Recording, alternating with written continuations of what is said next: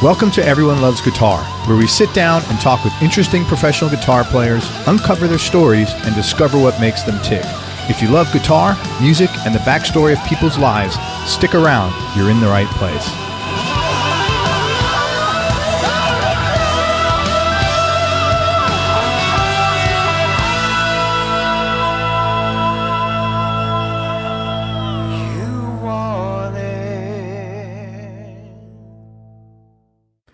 Hi, this is Craig. Just want to let you know you can now advertise here on Everyone Loves Guitar podcast. For more information, go to everyonelovesguitar.com/advertise. That's everyonelovesguitar.com/advertise.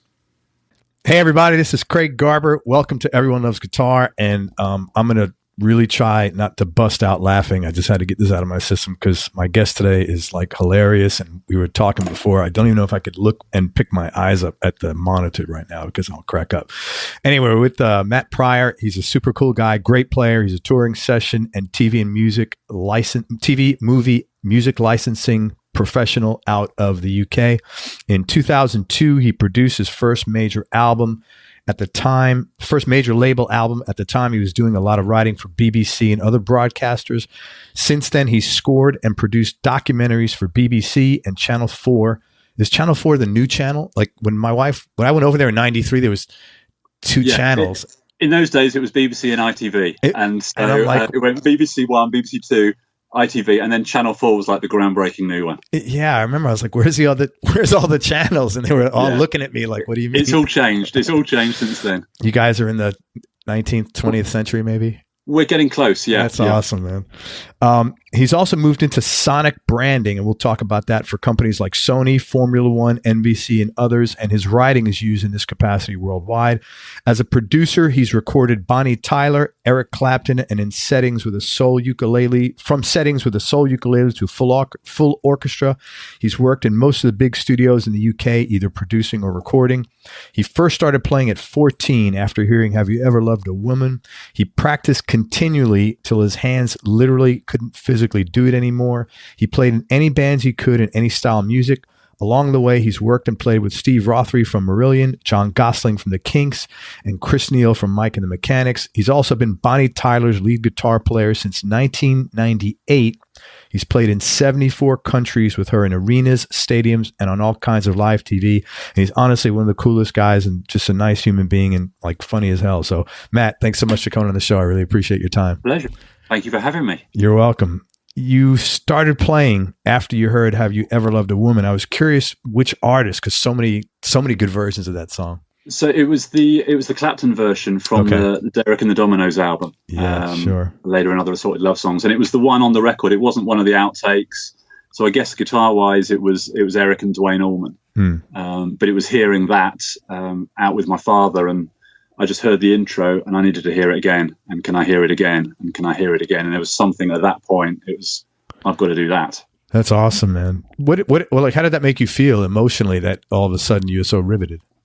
Well, I don't know, but there was a fire to it, and there was an intensity in the way that even on that intro, Simple Blues, and I think it was in C, Simple Blues, just the way Eric hit it quite hard, and there was just a sound. And even now, having heard it so many times over the years, I still feel the same way of hearing it. And I think in all the time that I've been playing and all the stuff I've listened to, there has been maybe 4 or 5 tracks that have done that.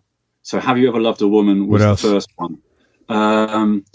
Bleeding Heart, Jimi Hendrix, Bleeding Heart, live at the Albert Hall. He's tuning up, he hits like a major chord tuning up, and then he starts, I think it's another slow blues in C. There's a Jeff Beck solo on a Roger Waters album called What God Wants. Oh my God. That whole album is the guitar on there incredible. Is yeah. Wow. And I think it was like 92 or something, and I bought it. And I remember driving home and having to stop the car and just listen to that solo over and over again, because it's lyrical. It's got the Beck thing in there, but it's also, because it's being constrained by a song, I think it really works. And I think I just love that. And it's sort of those type of things that every so often you'll hear something and it hits you. But that first one was Have You Ever Loved a Woman? And I, as I said, if I still hear it now, it's that same feel, in the same way as Voodoo Child. That intro doesn't feel old to me. It doesn't feel tired. It's still a certain sound to it. That's the Pros and Cons of Hitchhiking record, right? No, it was after that. It was the Amused to Death album. Amused to Death. Okay, yeah. Both of those. And he's across it. I think he's on 5 or 6 tracks. And it was around the time, just after he'd done Guitar Shop. Okay. So the tone is fairly similar. So I think he's stacking the Fender amps. But the use of reverb on it is fantastic. It's lyrical. At the time he was listening to, well, what I get from hearing it is he was listening to that Bulgarian choir quite a lot, and the little microtonal things that they were doing. And there's little bits of that in the solo. And I just went, okay. It's the same with Have You Ever Loved a Woman? I just went, I've got to learn to do that. And I just got home and learned them. That's so cool, man. I like the Freddie King version of that song too. It's really good. Yeah, it's amazing. But it was, and don't get me wrong, I really enjoy that. But I think it was just the impact of hearing Clapton. And actually, the other one, on a rockier note, was Eddie Van Halen on the Live Without a Net video. There was something about, it was a live video they did with Sammy Hagar, and it's when he does his unaccompanied guitar solo in the middle, and you have that moment of, wow, okay, that's what being a rock star is all about. That's, you know what I mean? There's that. Yeah. And there's those sort of 4 or 5 moments that you just go, yeah, that's cool. Awesome, man. Very good story. How did you get into, you're very successful and you do this a lot, scoring, documentaries, and like, what are the biggest challenges in that profession? Well, I started doing it because I was writing a lot. I wanted to be able to record more at home. One, because I'd had a couple of experiences where I'd got quite nervous in the studio, so I wanted to be able to record at home and sort of get rid of that. And secondly, obviously, technology was getting better. So I started writing. I was doing a lot of writing for television, which was getting usage. Guitar-based things, acoustic guitars type stuff, like Michael Hedges, bits and pieces like that. How'd you get that? Like, how did that? I think I was booked. First of all, I was booked to play on some stuff for another composer, and I think he liked the ideas or suggestions in terms of melodies that I'd come up with, and I did enough with him that he suggested, "Look, do you want to do some writing together?" So I did a couple of things writing, and they got used. And then the A&R guy at that particular label then sort of asked if I wanted to contribute to something else, and it grew from there. That's so cool. So it's very organic.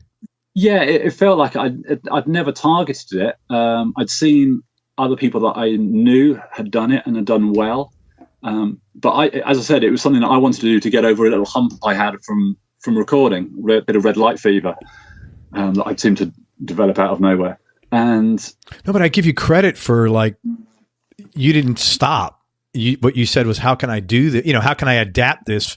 And I didn't get the sense from you that, like, you're shutting it down. You said, hey, right now for this, to deal with this, like, let me adapt something else. So I think that's really clever, man. And it wasn't too bad. Plus, I really enjoyed working with the sound of stuff, whether it was drums or that has always been something I've really enjoyed.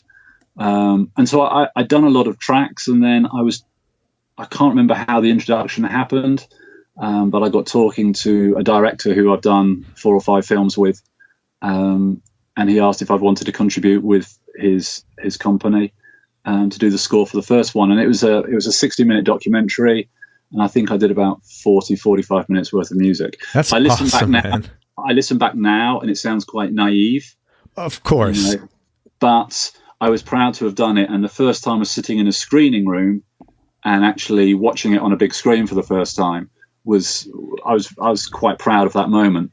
But as I said, every time I put something on now that I did around that period, I'm a bit, if only I could have done that now. I think that's any profession, whatever. I mean, I was listening to an interview yesterday. A guy, Chris Nix, was in town, and I always try to listen to the interview. Yeah. Just to, we're going to hook up because we have this connection. I want to relive that connection. Right. Yeah. And I was listening to it and I was cringing. It wasn't long ago, but it was like 250 interviews ago. So from that, time wise, but experience wise. So I was like, oh my God, please shut up. And So I totally get that's it. the same for all of us. I think there's always that sense with anybody that you want to get better. That's a constant thing with me. It's a constant thing that I, in everything I do, I can't help myself, and it's an illness in its own way as well. Oh, it's a blessing and a curse. Absolutely. Yeah. But in terms of writing those, it's a lot of the time is writing to picture. So same thing again, you learn to write to picture and how to pace something. And I guess the hard parts of that are when they edit the track, they want to edit the video, and it suddenly then doesn't make musical sense. That's the hard bit where you've then got to try and, they've pulled a little frame out and suddenly your bar isn't a bar anymore and you're slightly lost. But there's ways around that and there's ways of dealing with it. Can you sometimes just ignore it? Because sometimes we have to edit on the show and nobody will notice. No, absolutely. Yeah. And there's certain times where you want something with no time. Yeah. Because you're responding to something that's happening on screen and it doesn't need a lot of music. The other thing is you've got to be very, very careful of where the voice sits in a mix.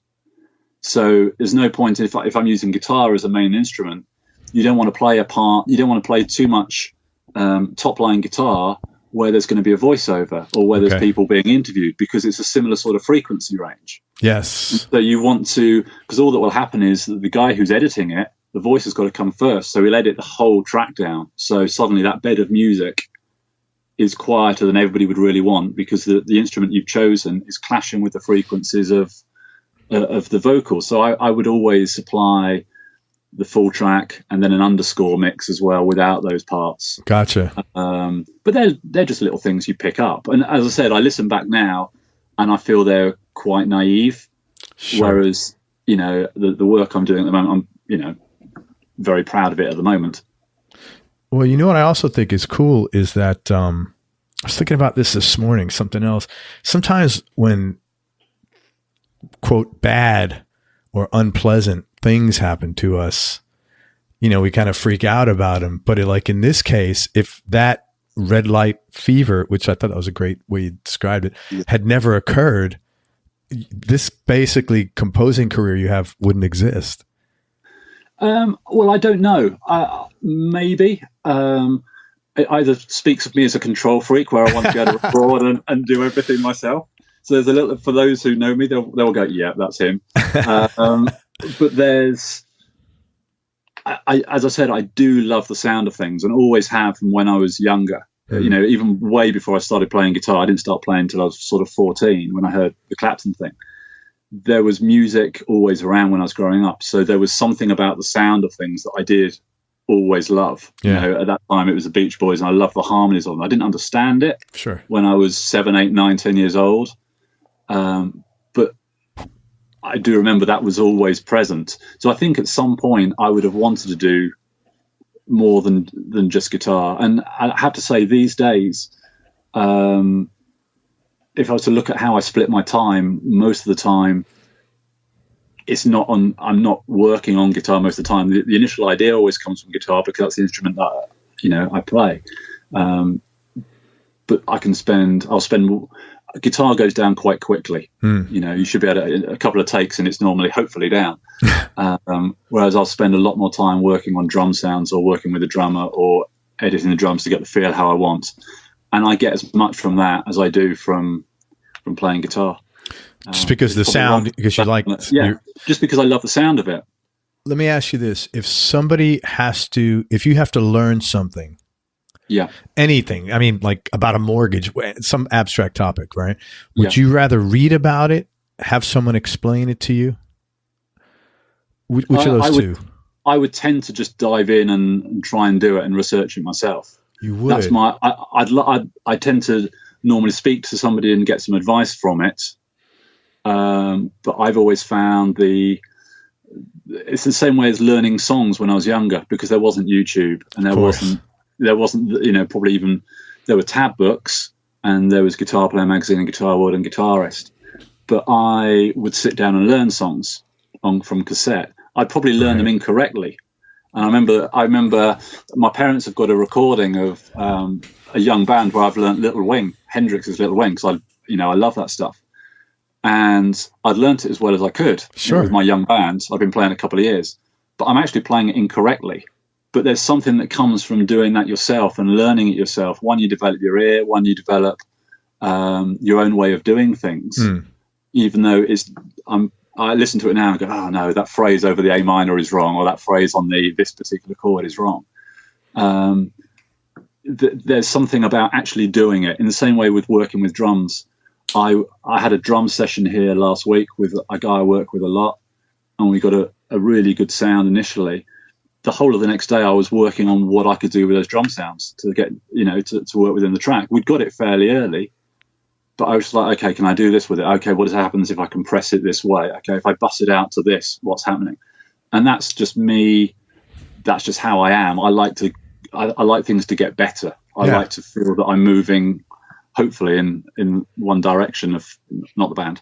I like to feel like I'm moving. It doesn't make you a bad person. A middle-aged man has joined one direction. That's just something that drives me. I do want to get better at something. Sure. I can't help that. That's just always been there. Reason I asked you how you'd want to learn is I know you're so into sounds, and like having been in sales for many years, I've always studied things, and there's 3 basic ways people communicate: auditory, which is hearing; visual, those people like to see things; and then kinesthetics, people like to feel things. And you can identify often.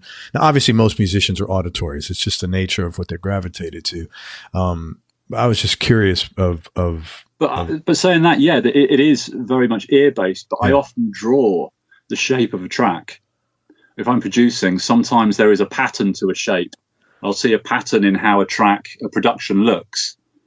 So this is where it's going to go. It's going to get bigger here, or and so I tend to see everything fairly visually.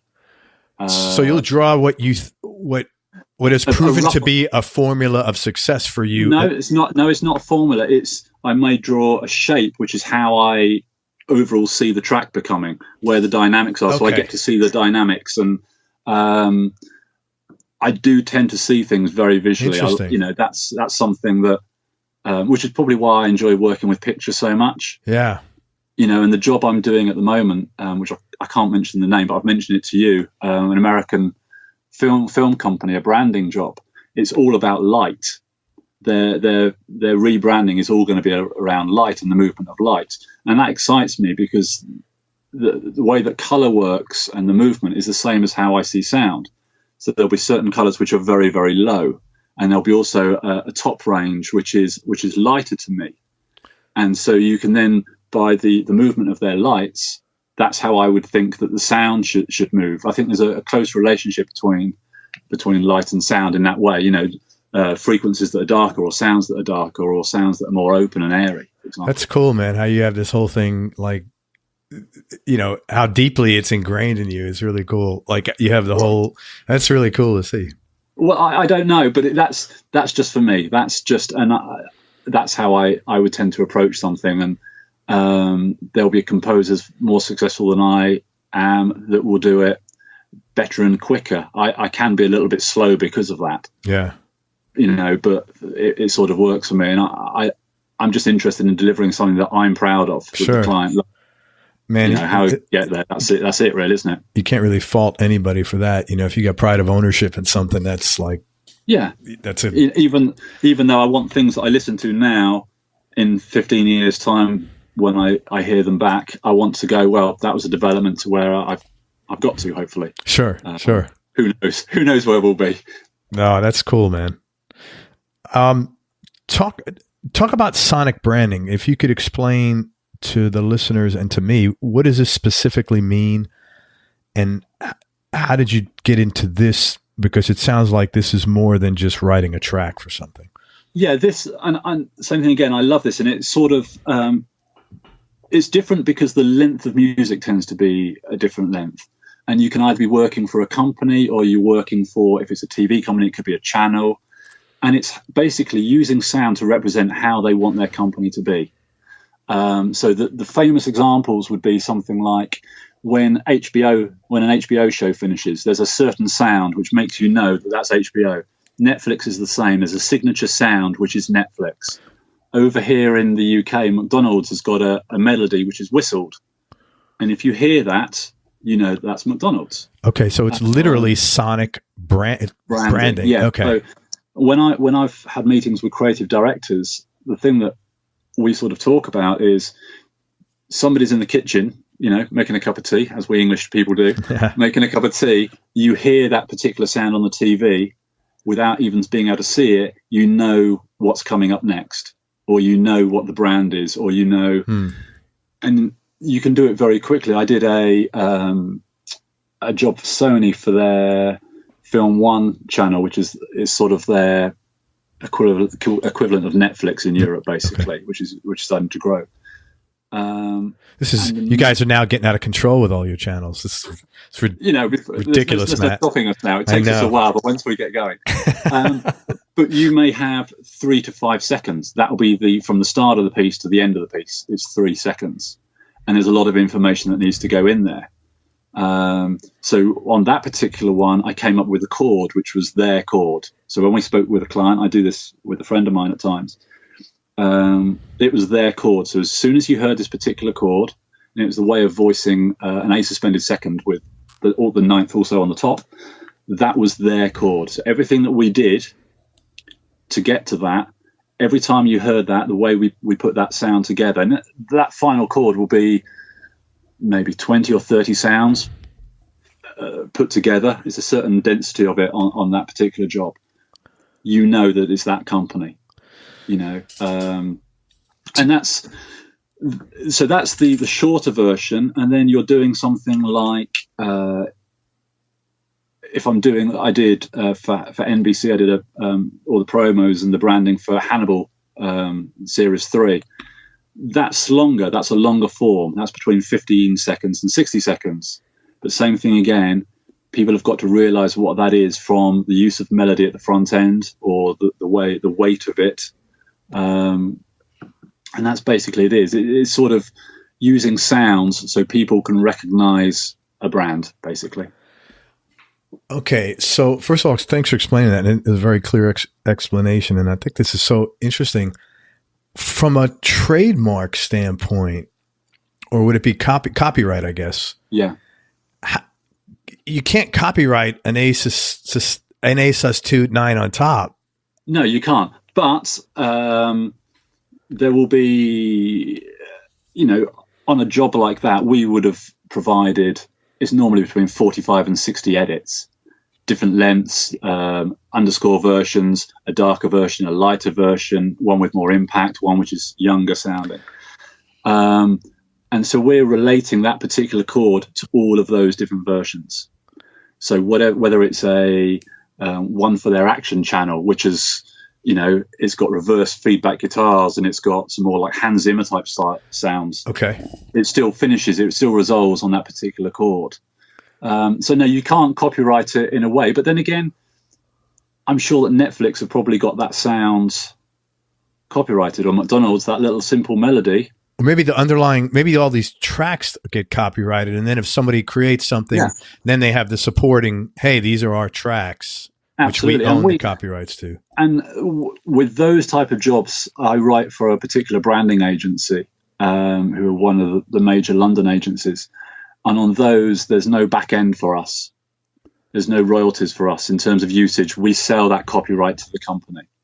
To the branding agency, or to the third party. Our contract is with a third party. Our contract was with the branding agency, but we don't retain rights. So if that gets used, so it doesn't matter to you in a sense. It doesn't matter. We're doing a job and delivering something as long as the client's happy. And it's changing slightly in terms of the last one I did for them was for an African news channel. Same thing again. They wanted a particular sound.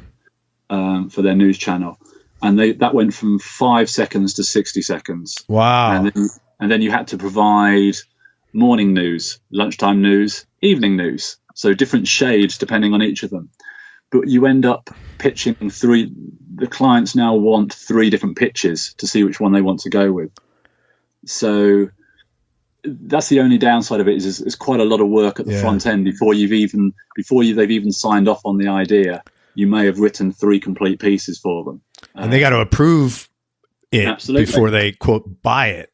Absolutely, and on that one, wow. So there's a lot of risk from as a business. There's spec. This is on spec. It's not guaranteed. You got okay. We've got a relationship with them that sure. We've done enough with them that it tends to work out. There's a couple of times where we'll go up against one or two other companies. Sometimes they'll get the job. Sometimes we'll get it. That's just how it is, depending on we do different things. And then you work closely with the creative director. That would fire me up, by the way. Like I would be so like competitive to make sure that. I want those jobs. Don't get me wrong. I want to get those jobs, and it's not for the financial thing. It's just because I want to do the work. Because you don't want someone else getting it. Yeah, basically, yeah. Just doesn't feel good to get beat. Absolutely, but then you'll get the client will be saying to you, okay, we want the sound of. I remember that there was one particular client who said. So what I want the sound of the Saharan winds. Okay, fine, no problem at all. And we want one voice becomes many voices. So we sat in the meeting and go, so do you want us to use a choir? He went, no, but no choirs. Okay, fine. So we left the agency going, okay, so sound of Saharan winds, no voices. Perfect. Yep, we can do that. You could do that. Yeah, that's it. You got to, yeah. Do you know what? We ended up going to buy a load of African drums. And I sat one Sunday morning just playing djembes and various different things and anything that we could hear and building it from there, just taking samples and it worked. The client loved it, so awesome. That's fine. But I do really enjoy it. It's something that I do when I'm not away.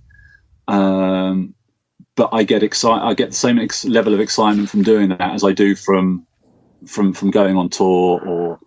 Because it's the same thing. It's a creative process. This is awesome, man. It's really cool. So, I mean, I can see your enthusiasm for it. It's nice. And this is definitely a challenging thing too. Yeah. And it's, as I said, Formula One, I really love, it's something I'm interested in anyway. So writing for them, the initial writing I've done for them, the same thing again, to be involved with something, or they're sending over sounds, which are the sounds of the cars in the pit lanes. Direct from the management company, FIA or for Formula One management.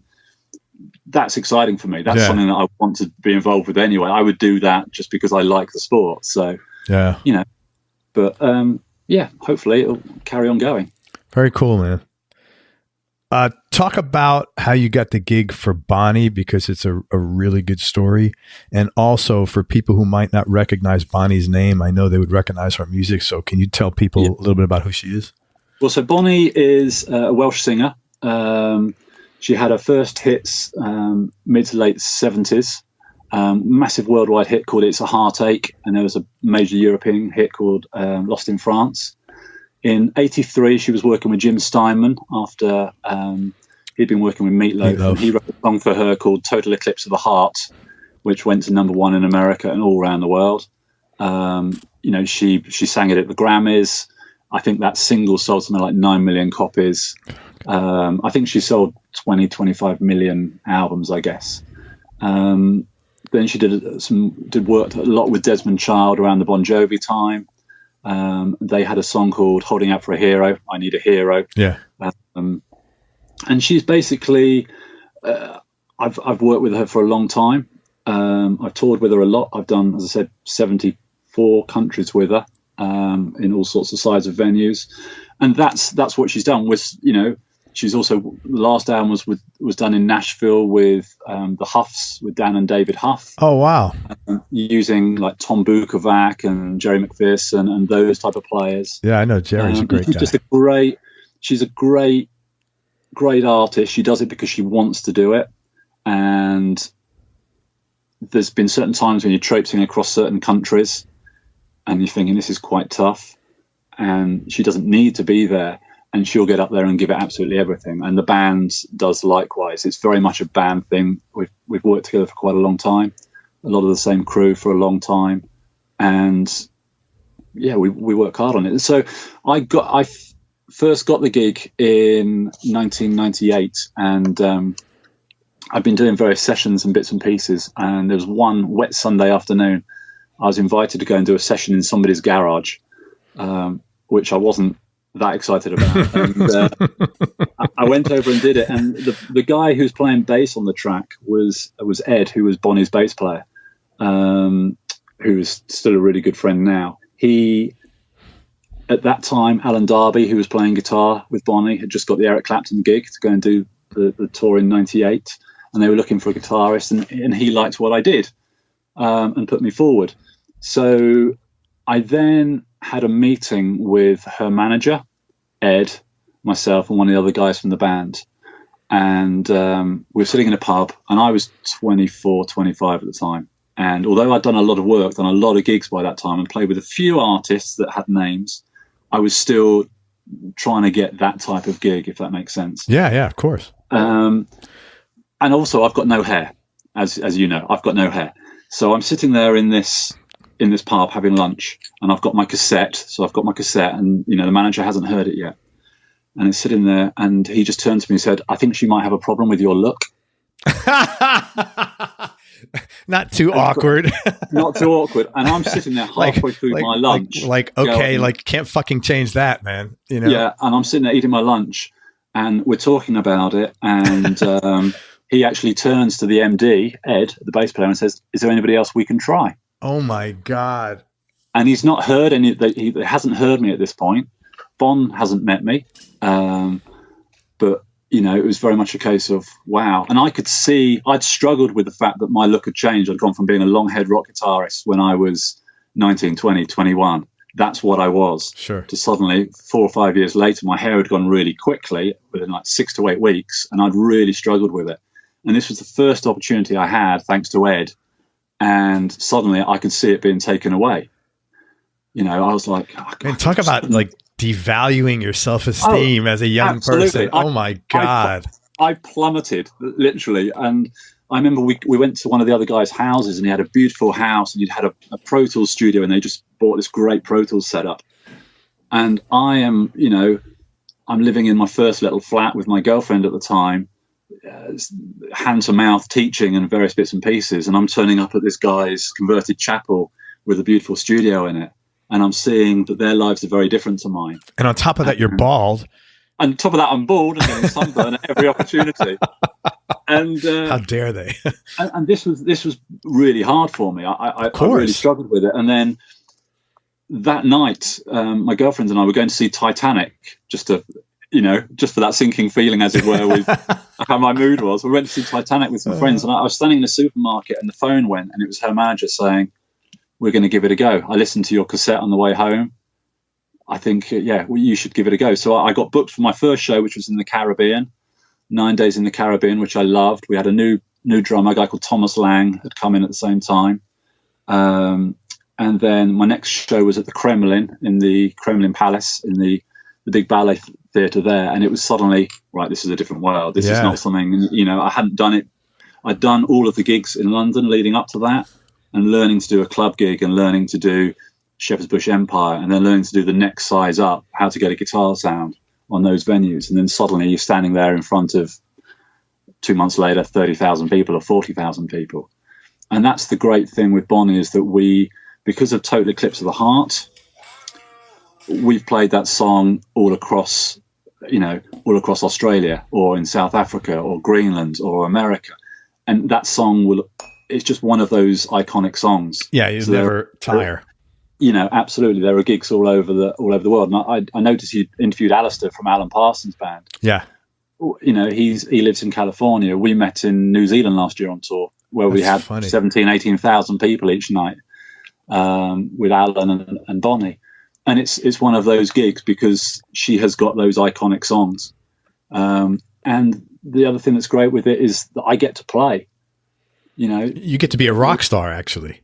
I get to stand on a lot of nice stages, and I'm still using amps. I'm not using Kempers or aux boxes and things. Nothing against those, but I'm not using them. They like a certain level of volume on stage, not directed at me. So I'm running a couple of Marshall heads, running wet dry, which are basically towards her. I can take my pedal board, and I get to do, because she's had some great players work with her. So she, on the albums, has been like Michael Thompson and Lukather and Bukovac. I get to play that stuff. Sure. but then we'll do some blues, and so you get to be Peter Green or BB King. Sure. Or on the end of Holding Out for a Hero, I get to be Nuno and do. There was some synth arpeggios, so I get to do them with like string skip 16th notes, which has taken me back to 1991. But it's a fun guitar gig. It's an enjoyable thing, and I feel a huge amount of loyalty to her, and hopefully we seem to get on well. So it's been working. That's awesome. And I've seen you guys in videos, and you could tell that you guys, the two of you, have really good chemistry, because I can see her body language, and you guys are really relaxed with each other, and back to back at times. It's just like doing the proper guitar thing, man. Sometimes you'll be going for a solo, and she'll come over and give you a nudge, just it's sort of I come off stage and I want to have nailed everything that I'm doing. Yeah. That hasn't changed, and I want the sound to get better all the time. And, the band, I think the band plays really hard. We've got a great band at the moment. It's working really well. That's great, man. Thank you for sharing that story. And for all you guys out there who are bald, like both Matt and I, fuck the naysayers, man. You can do it. Just at that time, in 1998, 6 or 7 years on from the early 90s, where it was all, late 80s, early 90s, where it was all hair, and suddenly so to compound it, I thought, right, I'll tell you what I'll do. I'll grow a beard. This is what I need. This is what I need to complete my look. And then it grew ginger, and I'm just like, really? You're not getting a break. So you didn't have red hair. No, I didn't. I was like, really? That's what's going to happen? So that's just what it is. Oh my God. That's great, man. Really good story. Thank you. And, but I think, that's the thing. When you're younger, though, you're so much more sensitive to some comment like that. Like if someone said, I was in a meeting yesterday and someone said something to me, and, I had to really nicely, without saying fuck you, say fuck you. Whereas he was trying to intimidate me, and I was like, man, I got genes older than you. Please let's not go, but I couldn't say any of that. So I had to just be real. But when it's a function of age, Yeah. And I that really did hit me hard. Of course. That was actually and I'm not vain in any way. And now, as in being older, it doesn't worry me. Of course. It's just not something that I even give a second thought to.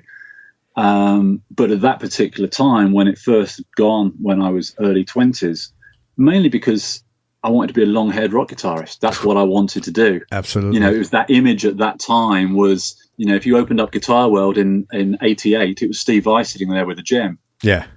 Or it was, Eddie Van Halen or Yngwie with long hair. And although that wasn't always how I played, you didn't see very many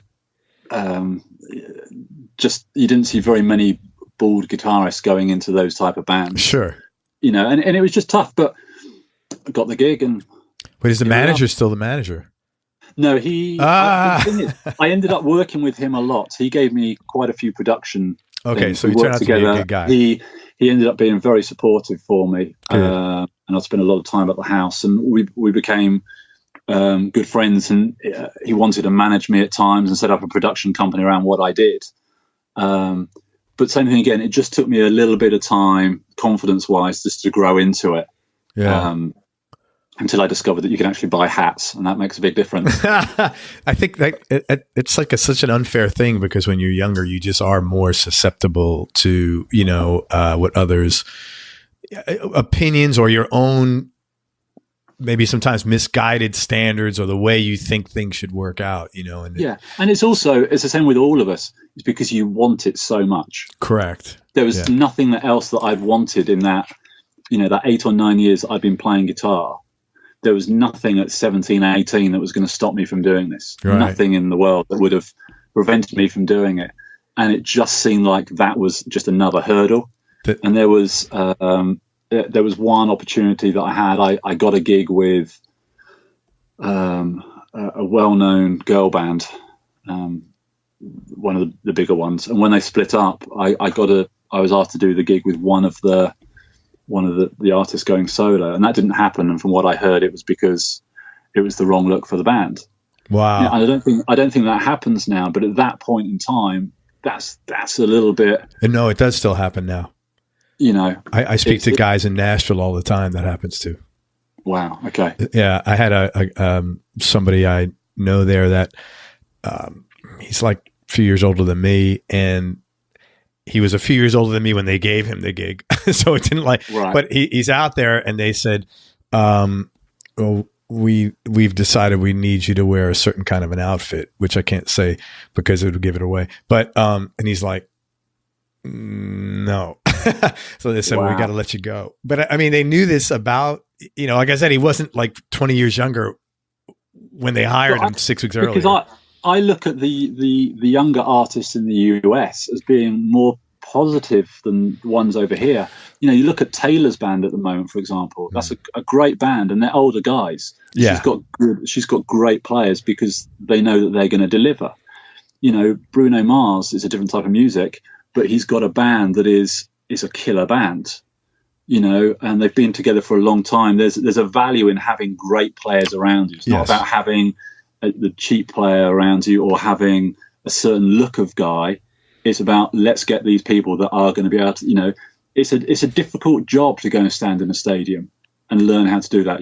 That's something you have to learn to do, to be able to get, especially when I was starting to do it, get a guitar sound that works in that type of space. And there's a reason that, and I think it's good that Taylor's got some older guys because they deliver. It's not, that the sound that they're going to get and the performance they're going to put on. Shania always had a great band, similar sort of thing, really good players, like Randall playing guitar, for example, just knew how to deliver exactly what that gig needed. It didn't matter that they was maybe slightly older players because it worked. And I've always thought that's been a really positive thing. But I think in those specific 3 cases, Bruno, Shania, and Taylor Swift, they are artists that have outclipped their label. Their label is sort of beholden to them at this point, not the other way around. This was somebody where the label was sort of running the show. Okay, got you. And I don't think they had the independence to say what they wanted in this particular case. But yeah, I agree with you 100%. And it is tough. Yeah, it is. But you just have to. Yeah, it's the same with anything, isn't it? If you get on well with the artist and you deliver and they're happy, then hopefully you'll keep getting gigs. I had a gig list sent yesterday for work up until next August. That's awesome. We're going, starting in Southeast Asia in January, and it sort of continues. Not all the time. It's not like a long tour. I think the longest stretch we've got is 5 or 6 weeks. But that's great. And they're nice sized venues. We are in nice hotels every night. It is, as I said, the crew's great. Everybody involved is really good. And I think there's a real value in that, really. Favorite place you traveled? I love there's Queenstown in New Zealand. I absolutely adored. We were there for a week doing 1 gig, and that was amazing. It's a hell of a long way from here, but I really enjoyed that. I enjoy touring Australia as well. I enjoy always being in New York. I enjoy being in the north of Norway. Really? And around there. Yeah, I love it. Absolutely. And we've been up in the Arctic Circle at times. Wow. They're great gigs. We've done a lot because Bonnie was up until fairly recently, the second biggest selling female artist of all time in Scandinavia. Wow. So if there's somewhere you can play in Norway, Sweden, and Finland, at some point we've probably played it. That's awesome. And we've done all of those gigs, and they're just fantastic gigs. Great nights afterwards. We went and did a gig in Greenland a while ago. That's pretty remote. And we got stuck. The only way we could get out of the town was by helicopter. The weather changed. Holy so you crap. Get days where you get taken up. We got taken up onto the polar ice cap. That's a cool thing to do. Yeah. That's but there's a couple of countries in the world where you get your list through and go, oh, are we going there? All right.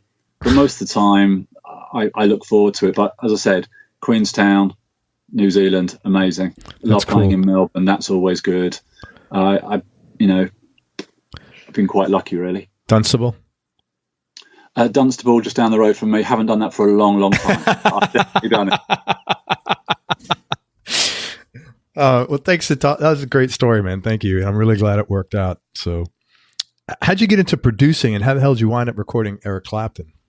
Well, I got into producing, yet again, slightly by accident, from writing with Bonnie's manager liking what I was writing and the sound of things. I was asked to be involved in an album that she was doing back in 2003, just play guitar on it. So I was in the studio a lot just to play guitars if they needed it. And towards about halfway through the process, they decided to change producers for whatever reason, which I wasn't involved with. And they asked me if I'd like to do it. I had no clue. So I could do that. All I knew was the next week I was in Prague recording a symphony orchestra. I knew that we hadn't recorded the band at this point, so we were doing it the wrong way round. And I remember that there's a magazine called Sound on Sound, and they used to have these little guidebooks, like simple how to record this or that. And I remember Bonnie coming down to do her lead vocals, and I was reading the section on how to record vocals. That's great, man. And I remember phoning... Just brushing up before we... Yeah, brushing up. So how do I set compression? That's great. I remember I've got a good friend of mine, Steve Rothery from a band called Marillion. I remember phoning him going, I'm recording percussionist today. How do I record tambourine? and that was same thing again. I listen to it now, and it could be so different. But we delivered an album to EMI. It sold well. And it sounds okay. And so that was the sort of first one. But it was in at the deep end. That's a great story. I was reading a how-to guide. I was. Just how to record vocals and how to compress. Great. And I had choice of microphones, and that was about it. And the thing that I learned from that was the psychology of working with singers, of how to, and dealing with people in the studio. So how you talk to somebody, or how you're very clear and confident about what you want, and you can guide them in a direction that so that you're going to get the best from them. That's an incredibly important skill. Oh, it's hugely important. Yeah. Or how to say the right thing at a certain time, because you'll get a particular take. And that's something that I've really enjoyed. And from there, so with the same manager, I went and did a couple of other artists that did okay. And then I was asked to do, through somebody I'm very close to do a track for him and put a band together to record it, which I'd done. And we started the process, and he said, oh, by the way, Eric's going to come in and play guitar. So, which for me was quite mind-blowing. So we were working at British Grove, which is Mark Knopfler's studio. That's so cool. Which was fantastic. And I'd been to see Eric the night before, and the next day his tech turned up, Lee, it was Lee at the time. And I'd set up in a particular booth that I know sounds great for guitar there. I had a 57 set up, I had a Royer 121, and I had a 67, an old Neumann 67 set back a little bit. And then I had two in this beautiful sounding room in British Grove. So I had two M50s on stands for the room sound. And, his tech turned up and was getting all the guitars ready, but I couldn't see any amps. And the acoustics were out and the electrics were out. And Eric turned up with a little orange tiny Terror and still sounded like Eric. That's amazing. And that was the thing. And there was one point where the chords, I was sort of doing talk back and explaining what the chords were in a certain section. The chords weren't quite happening. And it was just quite surreal going, no, so you need to go to it's a 7th suspended 4. So, play it like this. And I was like, wow, that's the reason. He's the reason that I started playing. Did you tell him that? Yeah, I did. Yeah, absolutely. And the thing that came across though is when he sat down to play acoustic, that sound is there. In the touch and in the vibrato, whether you like him or whether you don't, all of us in some way have been influenced by what he's done. Yeah. Even if he's not a direct influence, Stevie, if you're a huge Stevie Ray fan, for example, Stevie Ray would have picked up certain things from Eric, or if you're an Eric Johnson fan, Eric would have picked up a lot from Eric. So even if he's not your particular sort of point of reference, you can't deny that there's a huge amount in that early stuff, especially, that has resonated with the guitarist. And he sat and played the first note on an acoustic, and I went, oh yeah, that's the guy, that vibrato. and I can do that, and I know 1,000 players who can do that. But actually to hear the guy that we've all taken stuff from, it was just great. From my point of view, it was one of those things where you go, well, that was a good day. That was that sort of worked out. And then, that's where it came from. And he actually works, and it must have gone okay because he works out of that studio quite a lot now. It's a studio that he goes to use. That's really cool. Did you ever feel like saying, no, do Cream era, Eric, not do humbucker Eric, not Strat Eric? He did. There was a point where we'd done a load of acoustic stuff and moving on to electrics, and he was in the control room, and the sound, the track had quite a lot of Hammond on it, which for me, the frequencies are fairly similar to guitar, which is the reason that Deep Purple works so well when they work in that way. That's the sound of that band. Same way with Humble Pie, for example. There's a certain sound that Hammond gives, that mid-range thing. And the track had a fair amount of that on, and I thought that the guitar needed to fit around that particular sound. So when he first dialed up a sound, I thought it was a bit too heavy. The guitar didn't cut. That was the only time I said, I think we just need to back down the gain slightly, just so it sits above the Hammond, it works off a bit rather than becoming part of that overall sound. But, it's Eric Clapton, he's amazing. Yeah. Can you say whose record that was for? If you can't, that's cool. I can't. Totally cool. Totally cool. It was very, very cool. And, that was one of those experiences that you have where it was just nice to have. That's great, man. Congratulations on that. That's really cool. Really cool. Yeah. No, it was good. It was good. Okay. Where did you, obviously from England, you can tell by the accent, see how I could put this together. Where'd you grow up? I grew up just about an hour north of London, near a town called Tring. Oh, okay. So where you're at now? Not far from where I am now. Yeah. So I was around here, and it's great because I can get to the airport really easily, and I can get into central London really easily. Cool. So I've moved around a little bit, but come back out here now just because I wanted a certain space, an amount of space to have a studio, and I because we travel so much and stay in cities so much, it's quite nice to actually be somewhere where it's a little bit quieter. That's great. And people who have never been to England or here in the States or anywhere else listening, the houses, especially if you're in the States, are not, was it fair to say everything is probably a little smaller there than it is here? Yeah, absolutely. And with, in London now, the cost is so ridiculous, and as I said, I wanted to be able to have a studio that sounded really good, that was, I could make, acoustically treat, and that needed a certain amount of space. And in London, one, because there's a lot of noise around. Sure. Whereas where I am here, I can record acoustic guitar in this particular room that we're talking in, and I can put up a KM84 mic and then maybe a room mic or whatever. And if I'm doing fingerstyle and I need a little bit more gain on the mic pre's, I'm not worried about noise from outside the house or trucks and things going past. It just doesn't happen. So no demonstrations up in Tring, no? We're hoping for some soon, but at the moment, no. At the moment, we seem to be demonstration clear, but who knows? After we've heard this, who knows what might happen? Oh my God. It's just funny, which is Matt lives like 20 minutes or 10 minutes from where my wife grew up, which is really funny because that is not the epicenter of anything really. And I've met actually a ton of people now that live over there. And that, what the town where your wife grew up, there used to be some great gigs there. I think Hendrix played there. Really? I think Cream played there. There's in 20 minutes the other direction from where I am, there's a statue or something that's been erected for Bowie because it's the first time he did Ziggy Stardust was in a town that's fairly close to here. And there's a lot of musicians in this area. That's cool. But no, Dunstable, Hendrix definitely played there. I don't know what he thought of it, to be honest. Yeah. But, that's pretty wild. Yeah, because it's a small town for all intents and purposes. Yeah. So what was your childhood like growing up?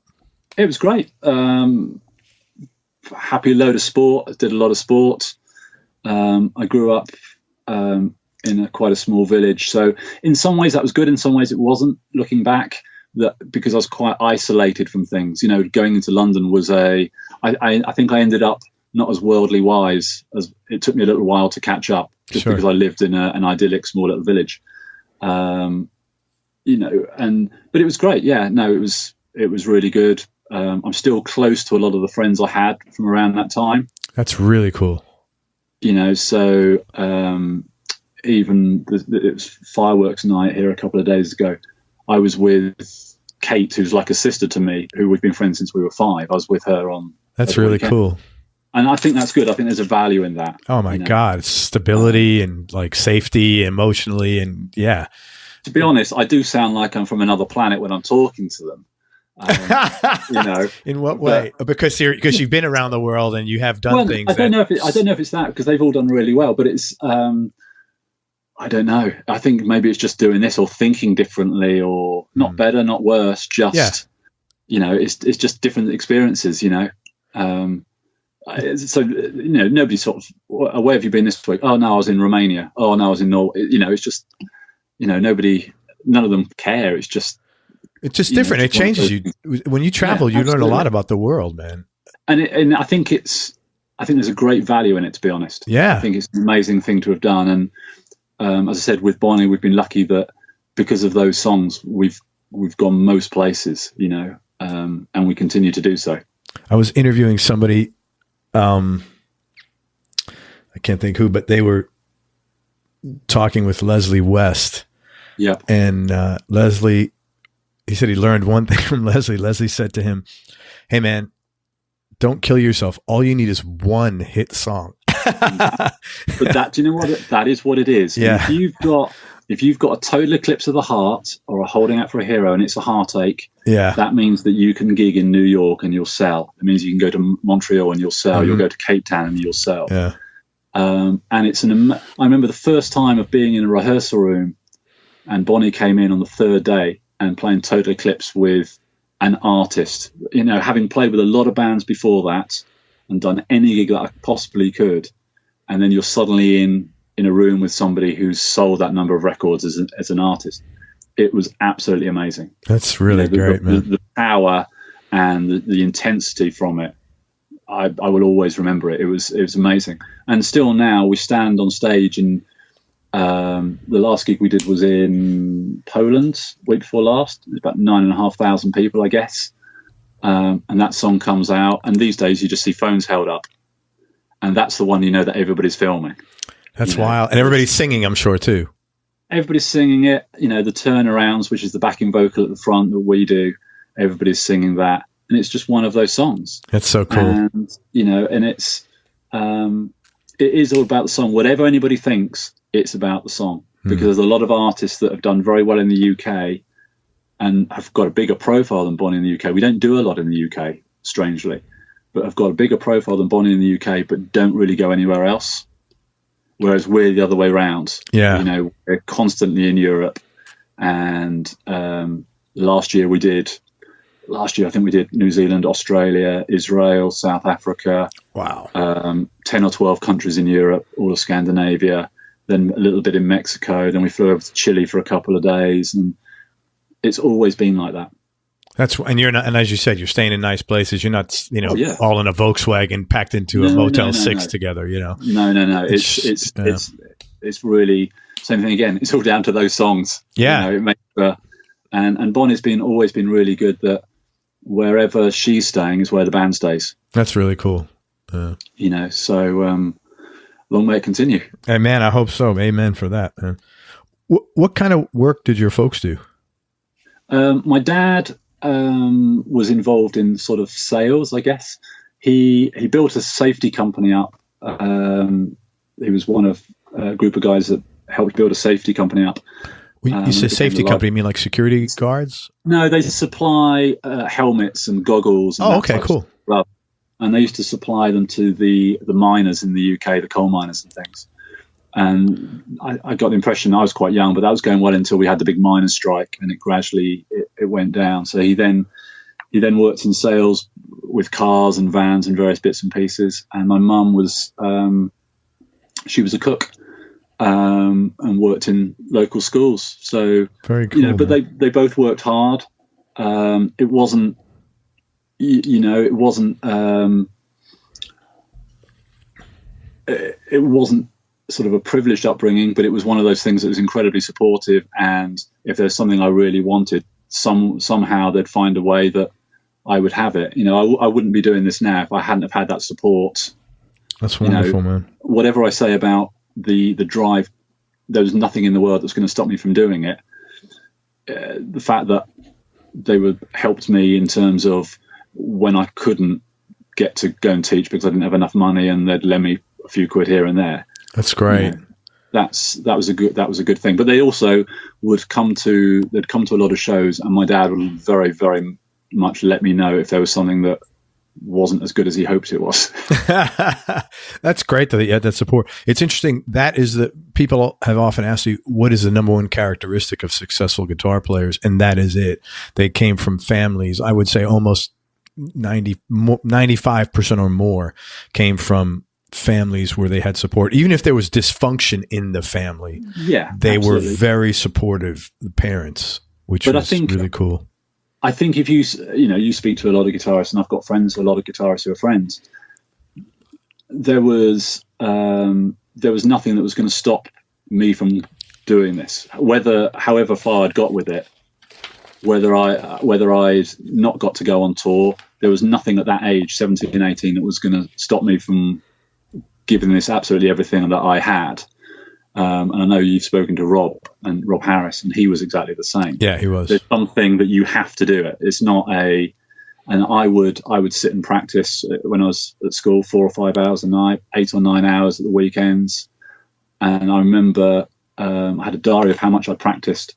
And I remember I was going to a gig one day, a festival, and it would physically hurt me if I hadn't done that amount of practice on a particular day. It would actually physically hurt if I hadn't done the amount that I felt that I should. Yeah. And some days. See, that is incredible. That is really impressive. That's awesome. I don't do it now. I haven't done it for many years. But you don't need to. That's why, I'm saying you don't need to keep practicing like that. You get to a certain point, that, man, it's like. But it got to the point where my friends would come and knock for me on a Friday night when I was, however old I was, 17. And my parents would give me money to go to the pub just to get me out. Because otherwise, son, get drunk tonight, please. Please go out and speak to some friends. Go speak to some humans. And and I should probably apologize for girlfriends I had at that particular time, because I'd go on a holiday with a girlfriend, and the thing that would the high point of the holiday was that my picking was tighter with a metronome when I got home than when I went. Oh yeah. Hey, let's go check out some guitar stores here in Mauritius or wherever. It was, and that's what it was. It was just, that was all encompassing. I didn't know any other way of doing it, and it just had to be like that, really. That's great, man, and that's the reason why you're at where you're at, and I think probably again 90% of the people I've interviewed are the same way. It was all encompassing. Let's look at the other side. What were some of the lower points or some of the bigger obstacles you had to deal with over your career, and how did you get through them, either personally, music related, or business related? The first sort of ones was I was in a band that I thought was very much going to be my future. The four of us sort of lived together, and we'd spent an awful lot of time together. We were sort of 20, 21, and I'd got in the band. Steve Rothery from Marillion was working with a guy called Chris Neal, who'd just been producing Michael Mechanics and Celine Dion, and it was a band that he was working with. And I went and met the guys, and I got the gig. And it was, for me, there was an immediate connection between the four of us. There was 5 of us to start with, and then it became 4.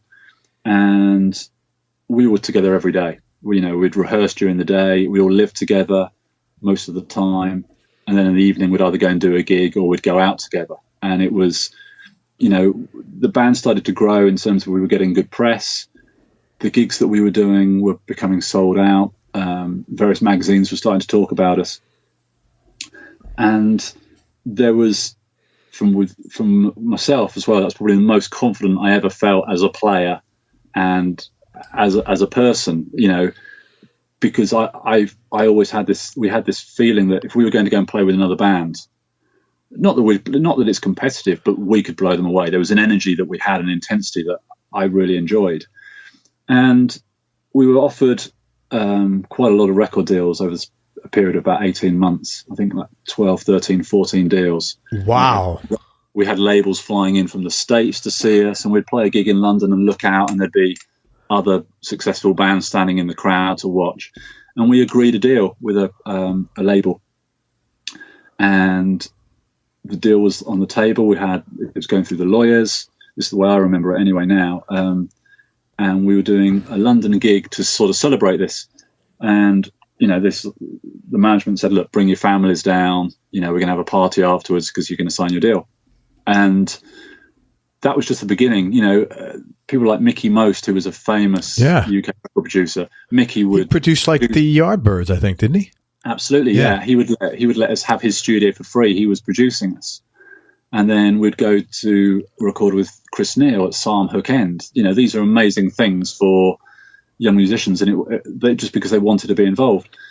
And we agreed a deal. We had this gig in London, had the party afterwards, and the head of the label was there, and all the various people. And it just, a week or so had gone by, and nothing had happened. And we'd gone up to Liverpool to do a gig.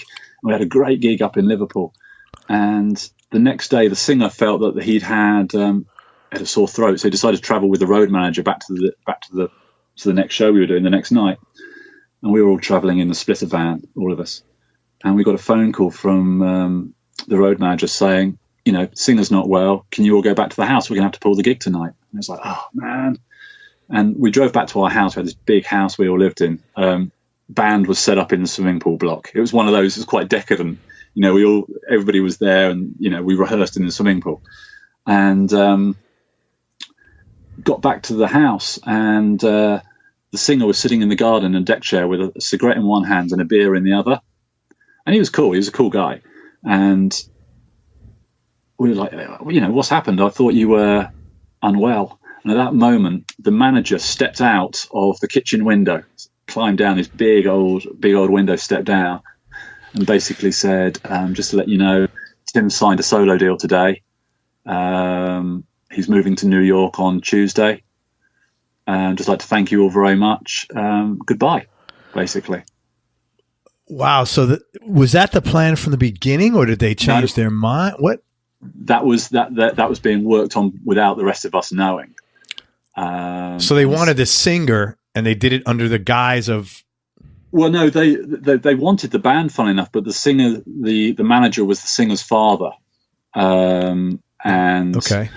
They wanted to present it in a different way, and the rest of us, it was like that was suddenly the end. The next thing I know, instead of living in a big house with the rest of the guys, I'm moving back in with my mum and dad, and that was the same thing again. That was pretty tough, because I thought that was going to be. It was all starting to really happen, and we'd worked so hard. But everybody's got a story like that, and then within that 6 months period, that's when the old hair went as well. And I went from being in a band that was in newspapers, in magazines, doing photo shoots with great photographers, long hair and all the rest of it, to 6 months later with my mum and dad teaching a bit of guitar and getting drunk. Wow. Do you think so? Wow. Fuck. And so that was really hard, because I play so much in that band. If there was a gap where I could solo, I would solo. I was still quite a young guitarist at that point.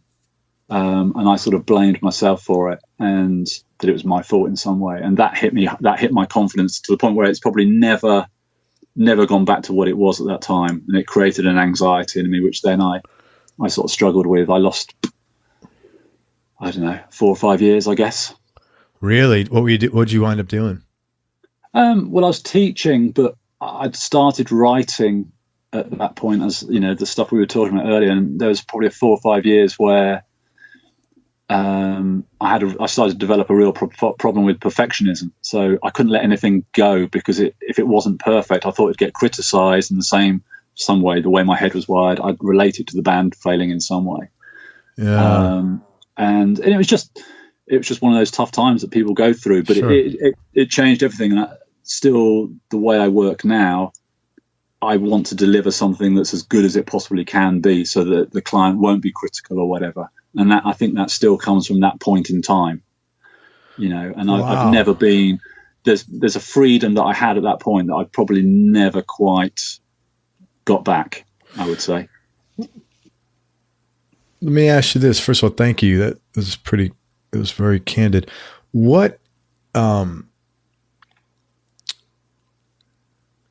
sorry, I'm just trying to process all this, and I want to just ask a clear question. Two things. Number one, what snapped you out? And the second question is, I have been in situations like that. Everybody has, I think. If you're of a certain age, life has beat you up. And sometimes it really fucking beats you up. And I've been in that situation where I've like, I've had a mindset, well, I got to do things differently. Have you ever considered that some of that is choice? Like, you can choose not to, you know, like, it's hard to see this with ourselves. Like, with myself, I know, like, there's certain things I've done, and I've either behaved a certain way or not behaved a certain way, or had some fucking hang up in my head. And then it got to the point where something happened. Usually it's another bad thing happened, or like there were consequences where I said, you know what? This is actually a choice I'm making. And just as much as I'm choosing to do this, I can choose not to do this. Yeah, absolutely. Well, I think the way that I was still playing an awful lot, and I was still teaching, but it was just the outlook was very, very different. You know, and I was probably out having fun way too much, and I was eating too much. I got quite out of shape at the time.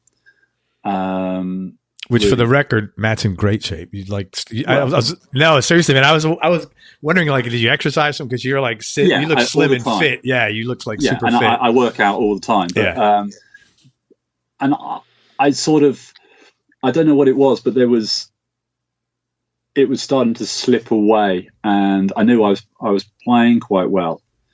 But I just didn't. I was playing in other bands, and I remember playing in one band, and we were getting close to.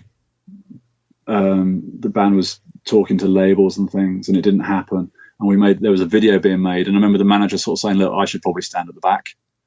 Because Jesus Christ! Yeah, you can't get away from it. And I see the pictures now and go, oh yeah, that was my biscuit phase. That was my, you know, and that's totally cool. And I just wanted to play still, right. And you know, and I had some help trying to deal with the perfectionism, which was, you know, the one thing I won't give up. That's one thing that I've learned, is that there's a core that still feels the same, that I won't give up on something. So like you surrendered for a little while, but you weren't ready to like, and I was still be the Titanic sort of. I was still practicing and working on it. Absolutely. But it was just at that time, it just seemed quite tricky.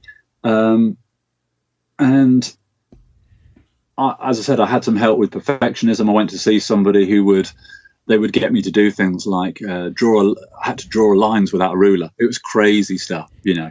And I was like, well, why would I do that? I've got a ruler there. I might as well do it properly. That's you know. And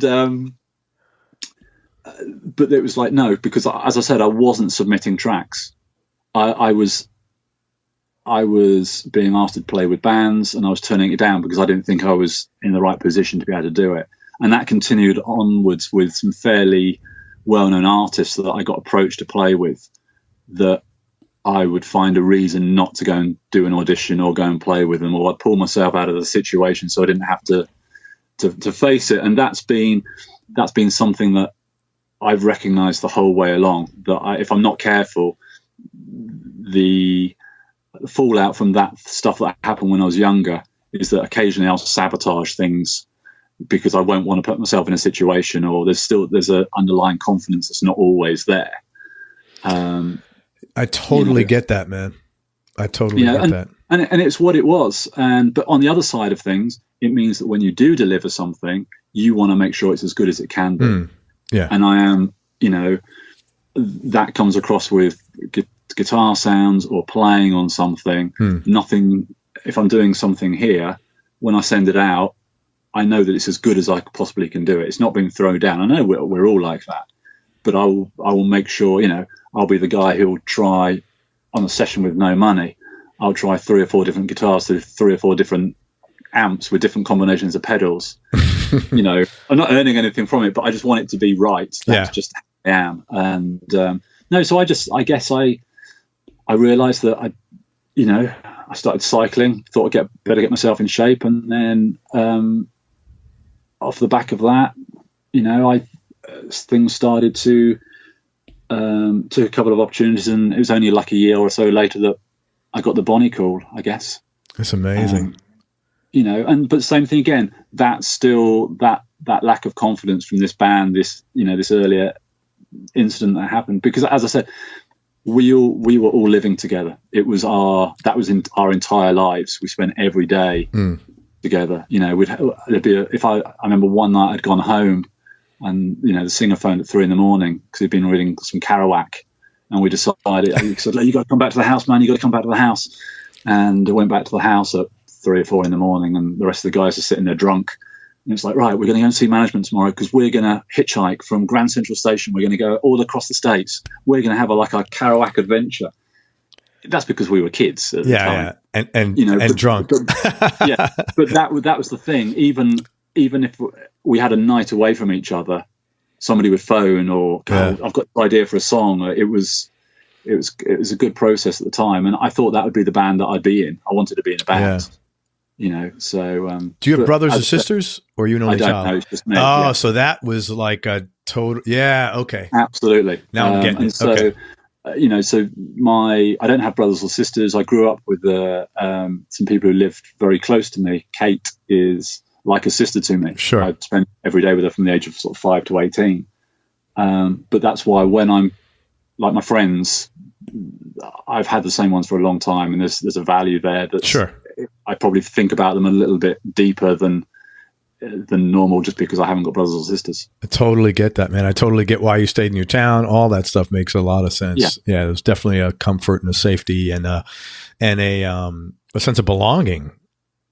Yeah, but it was also, I don't know what sort of fueled that. I don't know if it was because there was an anxiety that I sort of struggled with for years, or whatever it was, but that was just how I dealt with it, I guess. Man, well, thank you for sharing that. I think everybody has gone through stuff like that at times. And I think I used to be bad with the self-sabotage stuff. It's myself, and I'm not anymore, thank God. But it took a lot of work for me to not to allow myself, to not, for me, it was like a sense of undeserving.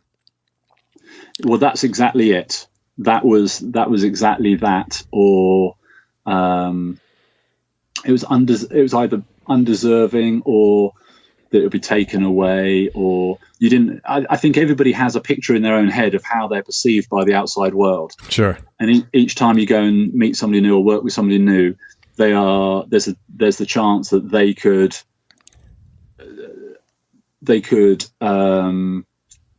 I guess affect that way that that they realize you realize that they don't see you in that way, that particular way. And it's, and as I said, 5 or 6 years worth of tracks I didn't deliver. I'd start them and I didn't think they were good enough, so I didn't send them out, which financially that was crazy, and career wise that was crazy. But that's the way it was at the time, and I don't have that now. But at that particular time, it wasn't, because you could see everybody else progressing, and I just couldn't do it. Well, and the problem with that is then you get worse and worse, because you're like, I've been there. I know exactly what you're talking about. Yeah, totally. For me, what I did was it just said to myself, okay, like I said before, I realized I'm in control of how I think about me and what I feel I deserve. But now, just because you're aware of that, it's not like, okay, tomorrow morning I'm going to wake up and fucking do this.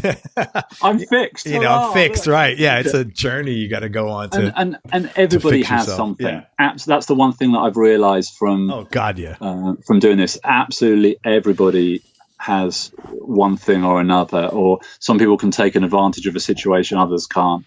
But everybody I know has got some little thing in there somewhere. You're crazier than the next guy. It's a comforting. Absolutely. and I'm not, I'll quite happily talk about it because I know a lot of people that, when you actually sit and talk to people, as I said, the perception of how you see them isn't actually always how it is for them, Yeah. Man, well, thank you. This is good. I think a lot of people will be able to relate to this, Matt. Thanks, man. So this is a great way to close this out. If you had to go back, or if you could go back, and assuming you were open to hearing it, what advice would you have given young Matt Pryor? That would have saved you, anxiety, time, stress. Well, I would probably have written more. If I was talking to a young musician now, it'd be, well, look, make sure you write. No. Just talking to you. Just you. For me. What advice would you have given yourself that maybe you wouldn't have taken it, but that you wish you would have taken?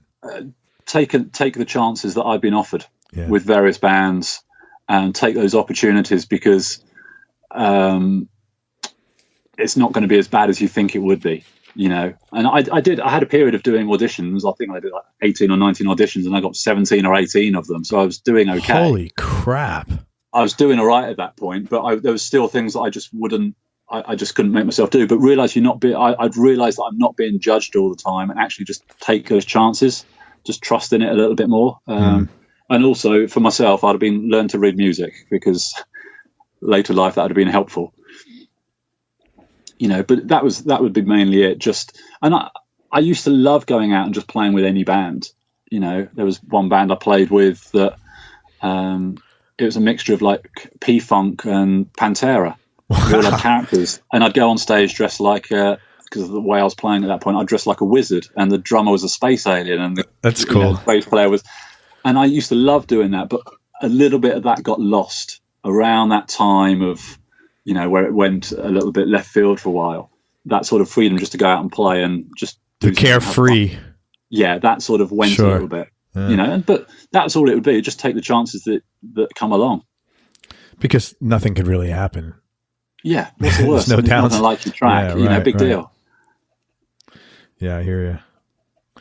Man, let's talk about gear for a few minutes. You got some beautiful guitars. So my question is, what's your go-to guitar right now, and what other guitars would round out your top three? But talk about just the guitars you like, not like, well, in a session I need this. I'm just talking about the ones you want to play. I've got a Parts Stratocaster, which is just bits and pieces of various different things, which I love. That'll be the guitar I pick up. And it's just a lightweight alder body, really big chunky neck, sort of an inch deep the whole way down, Brazilian rosewood fingerboard, 6/100 frets, 3 single coils. And that'll be the one that if I just grab a guitar to sit down and play, that I gravitate towards all the time. It just feels good to me. I don't gig with it very often because Bonnie's slightly heavier. But that'll be the one that I would pick up. Acoustic wise, I've got a James Olsen SJ, which I absolutely love, and I play that quite a lot. And then I've got a black James Tyler guitar that just same thing again. I enjoy the sound that it those look like those are Strat bodies, right? They're Strat bodies. I very much like Strats. Yeah, that's sort of, I understand those, and I change pickups quite a lot. And it's just, I'm used to the positioning of that. I bought a PRS DGT a couple of years ago, which is a great guitar, but I just don't play it in the same way because I have to think about changing volume and changing pickups. Whereas on a Strat, I can just do that all the time. Yeah. But the main one is that green Strat, and it just works for me. And whatever pickups you put in it, I'll try different makes every so often. It still sounds good. It's That's just cool. a really good sounding guitar. That's the David Grissom model you were talking about, the GGT? The PRS is, yeah. It's a great guitar. That's a really nice. I think that's their number one seller. I can see why, because for me it's halfway between like a Telly and a Les Paul, with the mahogany back and the maple top. It sounds great. It's a nice big neck, when you split the coils on it, the pickups sound great. Yeah, really, really, really good guitar. I interviewed David quite some time ago, and it's actually like one of the most popular interviews. I don't know why. But he's a great player. Same thing again. Great tone. Yeah. Knows how a guitar reacts with an amp. Do you know what I mean? Knows how to get sound. He knows. He's really smart on that stuff. Yeah. And he plays to it. He doesn't let the tone. When he's using an effect, he leverages it for maximum value. Yeah, absolutely. And I do. Don't get me wrong. I love my effects, and but I like the way that when I listen to what he does. Well, it's the same with any player that you sort of like. They just play the exactly right thing for what they're doing, sound-wise and sonically. Any interesting stories behind how you acquired any of your guitars, like maybe that parts strat or? Well, no, probably the main one for the interesting was the James Olsen. So that guitar is an acoustic guitar. The guitars that James Taylor plays, and the beautiful guitars, not that cheap, but they are beautiful. And I'd been looking early 2000s for a great acoustic guitar that I could do sessions with. And I kept borrowing a friend of mine's 1971 D35. Mm-hmm. So I'd have a session and I'd be like, "Hi, can I borrow your Martin?" Like, yeah. And I had that, and I had another friend, I'd borrow one of his. So I'd been doing okay, and some money had come in. I was like, right, I've got to find the perfect acoustic guitar. This is going to be the one that I'm going to buy and I'm going to have when I'm an old man. And I'd go and try them in different guitar shops, and I'd be like, no, it's not quite right. And then I was down in London somewhere, and they had a Collings, and I like Collings acoustic, so there was a Collings in there. And it was a little bit more than I wanted to spend, but I was with a good friend of mine, really, who's still a close friend of mine now. And I was like, it's a little bit more than I can really justify. He was like, look, have it. It sounds great. And I was like, no, better not. He went, look, I'll give you the extra money and you can pay me back. I'm like, no, I'm not going to do it. So we ended up leaving the shop, and I drove back, dropped him back at his house, and he was like, look, you're an idiot. You should have bought it. A few days later, I was like, I'm going to go and buy it. So I drove back down into London, an hour and a half in, and bought this guitar. And I was like, yeah, I've got it. And I went straight to his house. And that day, he'd had a guitar delivered. And I'd never heard of Olsen guitars at this point. And he'd had a guitar built, or he bought a guitar that had been built. And it arrived the same day. And I arrived at his house, and I got my guitar out. I was sitting in his dining room, and I was playing. And he and his wife were in there. They were like, oh, yeah, it sounds great. It's fantastic. And I was like, yeah, I love it. And I picked up his guitar, and I strummed one chord, and I just went, oh, no. And I got back in the car, drove back into London. Oh, my God. That guy must have been, like, so disappointed. And took the guitar back. And I was like, right, I've got to find, that's my new level of guitar. This Olsen sounded incredible, and it still does. So every time I'd go anywhere, I'd go and find a guitar shop and try and find something that sounded like I heard in my head. And I ended up flying to New York and going to Staten Island to Mandolin Brothers. Oh my God. I don't think they're around anymore, actually. They're not, no. Yeah. But at the time they had two Olsens in, and they were like $14,000 or $15,000 each. And I was playing those, and I was like, I can't really afford that. So my sessions continued with me phoning friends going, can I borrow a guitar? Or can I borrow this, or can I borrow that? And probably 5 months had gone by. It was now March, and I had a session, and my friend Paul phoned me and said, look, are you going to be, are you at home? I was like, no, I'm not around. He said, well, I've got something I want to drop off to you. You left at the house. And I'd been with him the day before. I said, look, I'm seeing you in a few days. I'll pick them up when I see you. I just thought it was some CDs or something. And he said, no, I'll get somebody to bring it over. I'll bring it over. Is your girlfriend going to be home, Vic? And I was like, well, she might be later. And I was in a session, and I got a phone call from Vic saying, just to let you know, somebody's just been over and they've dropped off a guitar for you. And I was on the phone to her, and I was like, so what does it say? She said, there's a big O on the case. And I said, look, can you open it up? And my friend, back in October, when I was starting my search, he'd ordered an Olsen for me. He bought one, had one made for me. And he had the sister guitar from it. And we've got these two guitars, and which is still probably my most valued possession, actually. Holy crap. So he gave you the guitar? He gave me, he had another one built, so that I had one. And so waited 5 months, didn't mention it, and it turned up 5 months later. And so it's sitting. Wow, that's not like, that's beyond a friend, man. That's he's amazing family, lovely guy, and holy crap. Yeah, and there was a letter in it, basically sort of, filling out how, they were pleased to give it to me from him and his boys and his wife and things. Holy shit, that's really nice, man. Congratulations. Yeah. That's great. So that's the one, in terms of that story, is the one where I... Very cool. It always means something, and I've used it a lot. It's been on a lot of things. It's traveled a fair amount. It's still in great condition. How long had guys been friends at that point? 3 years, I guess. Well, I'd like to be his friend, because probably like in 2021, fuck, maybe a guitar will show up here. He's a lovely, lovely guy, and that's incredible. He wasn't working at that time, and he was recovering from an illness, and we'd just go. I'd go over and hang out for the day, and we'd spend the day playing guitar. Just sit. That's awesome, man. I'd get there and we'd play guitar 6 or 7 hours, just playing blues, jamming on blues stuff. And we do that every week. Go out for lunch, take a car out, go back and just play guitar. And we did that for years and years and years and years and years. That's nice, man. That went on for 10 or 12 years, I guess. So his family are very important to me, and I just thought it was a lovely thing to do. Oh, awesome, man. That's a great, really heartwarming story, man. Thank you. That's awesome. No, it's amazing. I will always have it as well. That's one of those things that you will always... Oh, yeah. That's great, man. And really cool. Name a couple of players that you've enjoyed jamming with, and maybe another one or two you'd like to jam with. Jamming with Steve Rothery from Marillion, because he was such a big influence on me when I was learning.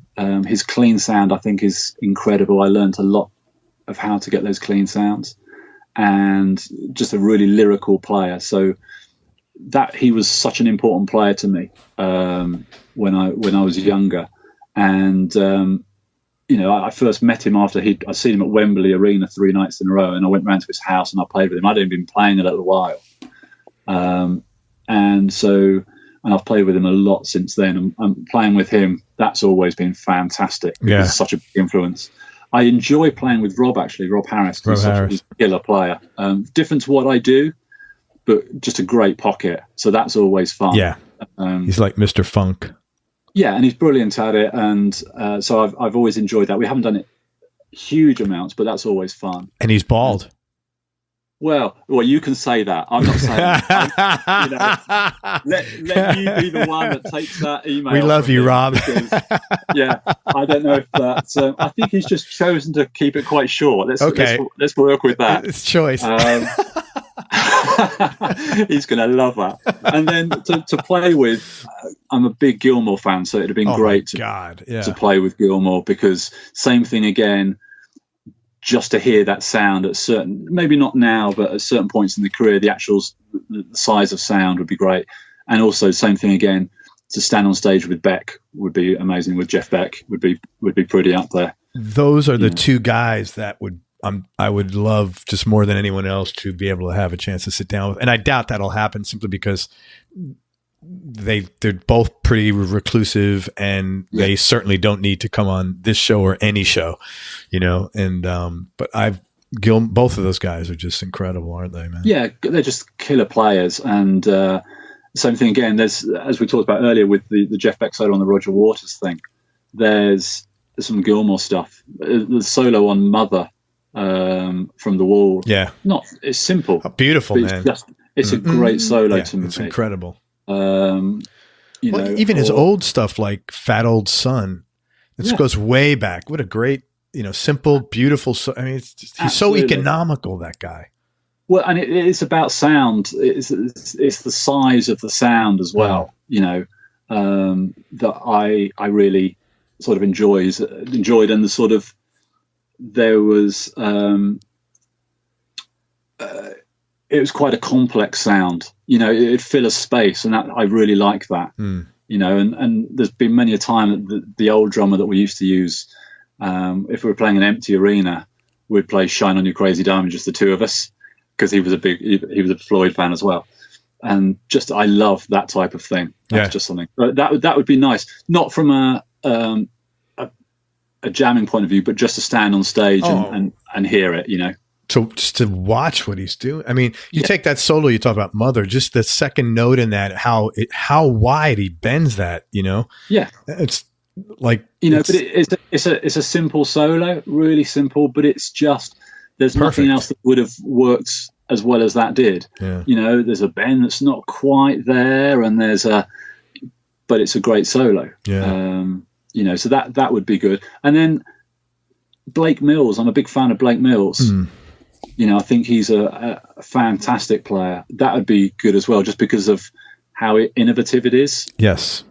You know, and then Landau, just you know, you could go on and on. Do you know? Sure. Totally get it, man. Ever sell a guitar you wish you could get back? No, but there's been guitars which I wish I'd bought, which I hadn't. If that makes sense. I still don't think I found the guitar which is mine. You know what I mean? No, that's a curse. That's another. I don't think I found it. But no, so I haven't sold anything that I wanted to get back. There's probably a couple of guitars I wish I'd bought. There was a James Tyler years ago that I should have bought, which I wish I had. And the other thing was there was a 71 super bass that I used to use in arenas when we were playing over here. If we were playing the O2 and things that I would borrow from a friend. And I had the chance to buy it, and for some crazy reason, I didn't buy it from him. And I wish I'd bought that. But everything else I've just bought, you know. Very cool. There's enough stuff here. Desert Island Discs, top 3. No particular order, knowing they could change tomorrow, just for today. Wish You Were Here. Yeah. Because we've just been talking about it. A Ray LaMontagne album, Till the Sun Turns Black, which isn't a guitar-based album, but I love Ethan John's production on it, and I love the sound of Ray's voice on it. What album is that? It's Till the Sun Turns Black by Ray LaMontagne. I'm going to have to listen to that, because I've heard his name a couple of times now. He's great, and it's just that particular album. There's a sound, there's a certain way the drums sound like what Ethan has done on it. It's a production thing rather than guitar. Sure. And then probably I don't get tired of the second side of Abbey Road. Great album. You know, none of them are really big guitar albums, I guess. No. But over the last year, I guess the album I've listened to the most in the last year is the Father John Misty album, Pure Comedy. Just because, same thing again, it's not always about just guitar at the moment. Most important things, Matt, that you've learned about yourself through your career experiences and through life in general? That I don't really know how to give up, I guess. That how much I want to do this, and how even when I was struggling in my 20s and I had nothing, how much I wanted this to happen. That's probably the thing, that hopefully there's a belief in there that I'm doing what I want to be doing. And I don't know how to give up on that, really. That's probably the main thing. So, which is great. And I congratulate you, because you are doing what you want. Do you ever sit back and like pat yourself on the back about that? No. Well, not in a like an arrogant way, but in a man, like, no, I don't get me wrong. I'm proud of I'm proud that I'm doing the thing that I dreamt of when I was 15. Yeah. That I am proud of, because and I don't understand when somebody has something they really want to do and they don't do it. Sure. You know, I've never understood that, because I think you get one go and you should give it a go. Yeah. So I wouldn't pat myself on the back, because I also want to keep getting better at what I'm doing and keep continuing with it. But I am proud that at least I'm doing the thing that I dreamt of doing. I mean, that's huge. Yeah. That is really huge. In the percentage of people that are working, that's like maybe 1/100th of a point. Yeah, I don't know. I'm sure it doesn't always go as well as I hope it will do. But overall, there's you have a sense that, I'm not going to give up on it, and I will work until it's as I want it to be. So let me ask you this next question, because we talked about this before, and I know you said it was a tough one. What's your definition of happiness? Well, that's a tough one for me.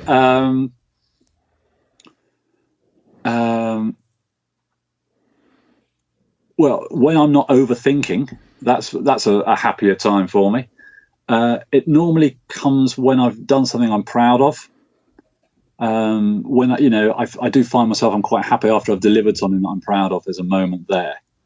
But these tend to be, and this is what I've realized from thinking about this, is that they tend to be work related, and I should maybe get a few more things that don't involve music, perhaps. And there's obviously things, don't get me wrong, it's great spending time with my girlfriend or going out with friends, and I do really enjoy that. But actual moments of happiness where you go, it's normally after I've delivered something, or after a gig or something, just a moment. That tends to be when I'm not somebody who walks around. I'm fairly upbeat, but I'm not sort of. I am happy. I'm generally fairly upbeat, I guess. Yeah. But those actual moments of real happiness come from when I've done something that I'm proud of, really, or just delivered something, nailed it. I totally get that. What I was telling you off the air with when my kids came over, the last couple of times, like I said, when they've spent the day, I've actually hung out with all of them the whole day. Yeah. And the first time I did that, I actually felt really proud of that. We were able, like, I didn't have that at all. And I was so happy that I was somehow able to participate in creating that. And that made me feel really good because, and I don't have children, so I don't have that. And the last couple of years I've worked so much. I think we've talked before. From August last year to May this year, I had one day off, which was Christmas Day. So sometimes, and this is, I'll probably listen back to this and go, right, you really need to sort this out. Hey, which is great. Having a day off on tour somewhere and just doing something you want to do. Yeah. Go and see a film or whatever. Those days I really enjoy. Yeah. I enjoy hanging out with all the boys and we have a great time. But actually, there's certain times where you just go, that was just a great, it was a day where I didn't have to work or I wasn't working. And I do enjoy that. But I have realized my next thing, the things I'm going to work on the next 6 months, I've got to find some stuff that happiness. Yeah. It's a paradox though, because like what you said, I struggle with the same. I struggle with doing nothing because I so closely tie my value to production. Yeah, and I like to feel like I'm always moving forward. Yeah. I want to get better at what I'm doing. So if I don't have anything to do, I would choose to come and work on something. Which is awful. Not for you that you're doing it. I mean, it's like, I know for me, it's awful. Yeah, and it's not because, it's because I want to get a better sound, or I want to just feel like I'm learning something. I think that's important for me. Yeah, no, I'm totally with you 100%.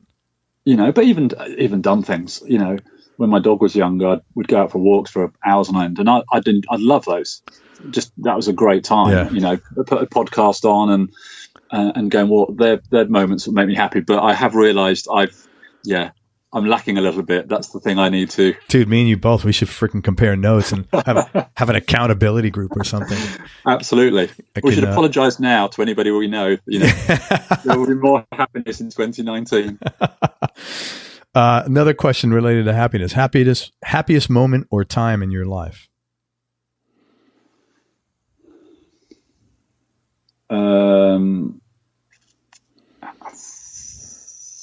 Probably the first time realizing actually that I could do this. When was that? And there was an early thing with Bonnie where I remember thinking, wow, this is just a sense of just absolutely loving it because I was doing what I wanted to do. Or just even when I was younger, just going out and playing and just having a good time. I miss playing, just going out to play for the sake of playing. I don't get to do it as much. Sure. And that was always good. But I probably should have a certain moment where I go, that was the point where happiest moment in my life. And my girlfriend will probably kill me later because I haven't mentioned the time we bought this house or we did something really amazing. So I'll apologize for that now. There you go. Who's had the biggest influence on you, both musically and personally?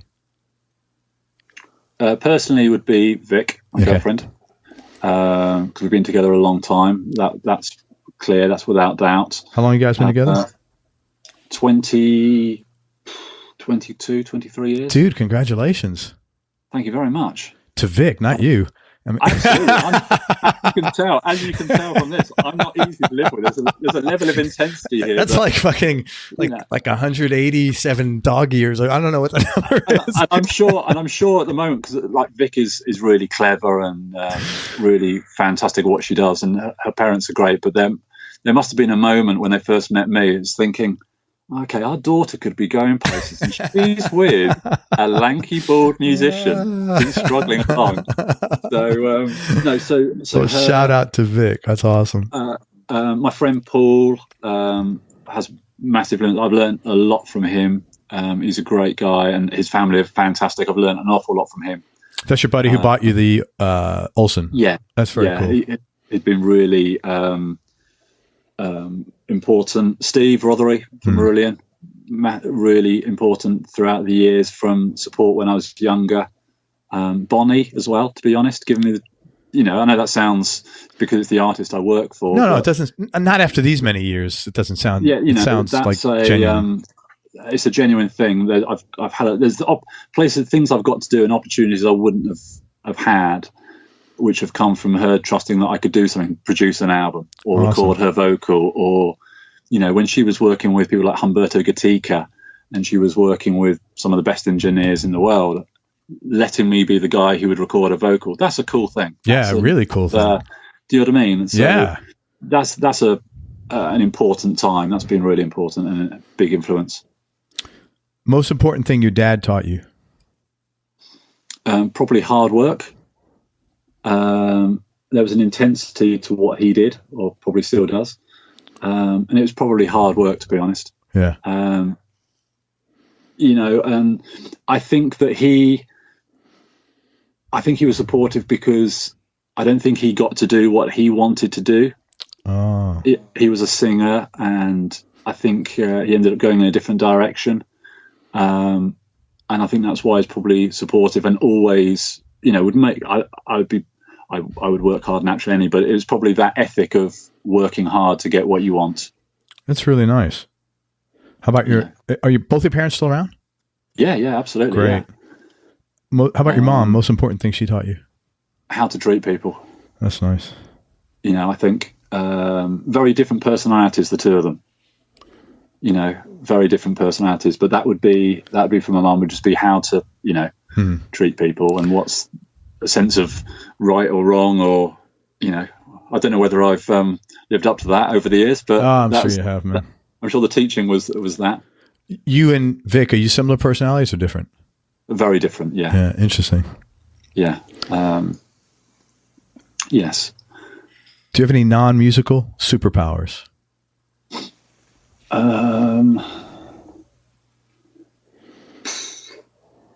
Not that I can think of. Any bad habits? Oh, yeah. We could do another podcast. Another podcast on that. Musicians with Bad Habits podcast, which would be a completely. Yeah, my bad habits are I worry way too much. I put too much pressure on myself. Way too much pressure on myself. The perfectionism. I probably work out too much. But if you were to ask the people close to me, if you were to ask people like Rob Harris and things who I speak to a lot, my bad habits would be just the amount of pressure I put on myself and that I hold myself back at times. Yeah, I get that. talk.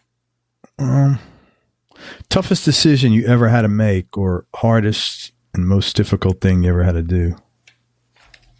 I don't feel I've really had to do one. I don't think there's been anything that's been that tough. There's not been there's nothing that's been that ridiculously hard in terms of completely life-changing. That's great. I think I would. That's probably how I'd answer that. That's great, man. I hope it doesn't come. Yeah, absolutely. 2 more questions. Most embarrassing or funniest thing that's happened to you on stage or in the studio, and you told me to remind you about primary schools. Okay, so there's 2 here. Okay, so the first one is I was doing a session at Psalm Hook End. Now, Psalm Hook End was a beautiful studio in the UK. It had been owned by Alvin Lee from 10 Years After. Holy crap. He'd then sold it to David Gilmour, and it was where they did a load of stuff. And then that had gone to, there's a band called Madness, and it was owned by the guys who produced Madness. Then it went on to became owned by Trevor Horn. So when it was owned by the guys from Madness, I was recording there. That was where my band used to record, with Chris Neal producing us when we were young. And I was nervous going in to do the guitar parts. It's like my first time. And I did a bunch of stuff with him, but that was my first time. Beautiful studio. And what's the name of it? What'd you call it? Psalm Hook End. Spell it. Psalm? Psalm was the name of the company when Trevor Horn owned it. SARM. Okay, Psalm. Okay. If you Googled Hook End Studios, HOOK End, it was David Gilmour's house. Okay. It had a big, beautiful house, and then a studio attached. And Tina Turner, Eric Clapton, Jamiroquai, Gilmour, everybody's used it. And I was working there, and I arrived, parked in the courtyard, went and said hello, and then they said, look, unload, the studio doors are unlocked. Just let yourself into the main room. So I went outside and I unloaded some amps and various bits, and I opened the outside door, opened the inside door, carried some gear in, went back out. And as I was going back out, the door outside had closed, and the door in the air gap, and I found myself stuck in the air gap between the outer door and the inner door. My God. So that's kind of scary, man. I'm now in a small space on my first day of doing guitars with, multi-million selling producer, and I'm standing in an air gap between 2 doors. So first of all, there's no panic going on. So I run my hand down. I'm in the pitch black. I run my hand down one wall and there's nothing. I run my hand down the other wall. Can't really feel anything. I'm like, okay. So I'm turning the handles on the doors. Neither door is moving.